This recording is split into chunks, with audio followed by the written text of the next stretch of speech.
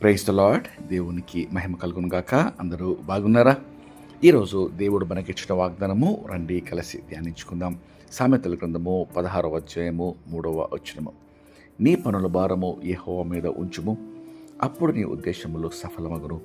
ప్రియమైన దేవుని బిడ్డలారా, మన జీవిత యాత్రలో ప్రతి ఒక్కరము మన భవిష్యత్తు కొరకు ఎన్నో ఉద్దేశములు, ప్రణాళికలు పెట్టుకొని శక్తికి మించిన ప్రయాస కలిగి ఉంటాం.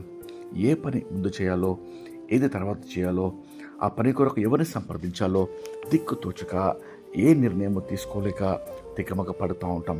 నిజమే కదా? ఎన్నోసార్లు ఈ అనుభవము ఎదుర్కొంటూ ఉంటాం.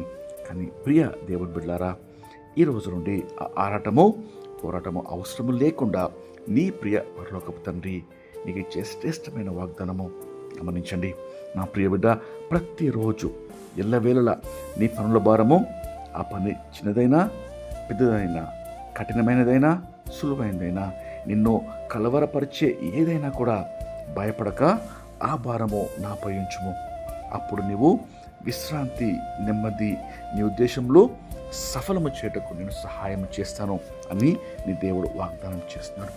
కాబట్టి ప్రియ దేవుని బిడ్డ, నీవు కలవరపడక ఆ కరుణామైన పాదల చెంత చేరి ప్రార్థించు. ప్రతి విషయంలో గొప్ప నెమ్మది, విజయము నీ దేవుడు నీకు అనుగ్రహిస్తాడు. ఈ వాగ్దానం పొందుటకు రండి, కలిసి ప్రార్థన చేసుకుందాం. ప్రార్థన. మహాపరిశుద్ధమైన మా ప్రియమైన పరలోకపు తండ్రి, మీరు ఇచ్చిన శ్రేష్టమైన వాగ్దానంకై మీకు ఎంతో స్తోత్రం చెల్లిస్తున్నామయ్యా. ఉదయకాలము ప్రార్థనలో ఏకీవించిన ప్రతి ఒక్కరిని ప్రవ్వా, ఎన్నో పనుల భారములతో, ఎంతో ప్రయాసతో, ఎంతో అలజడితో, కలవరంతో ప్రవ్వా నీ బిడ్డలు ప్రవ్వా నీ సన్నిధిలో మోకరించుండగా ఈ దినమందు ప్రవ్వా గొప్ప విజయము, ఆదరణ, నెమ్మది, విశ్రాంతి మీరు దయచేయమని, ప్రతి ఉద్దేశము సఫలం చేయమని వేడుకొంచు మీకే స్తోత్రం చెల్లిస్తూ నజరేయుడైన యేసుక్రీస్తు నామములో వేడుకొనుచు ప్రార్థిస్తున్నాం పరమ తండ్రి. ఆమేన్. దేవుడు మిమ్మల్ని దీవించును గాక.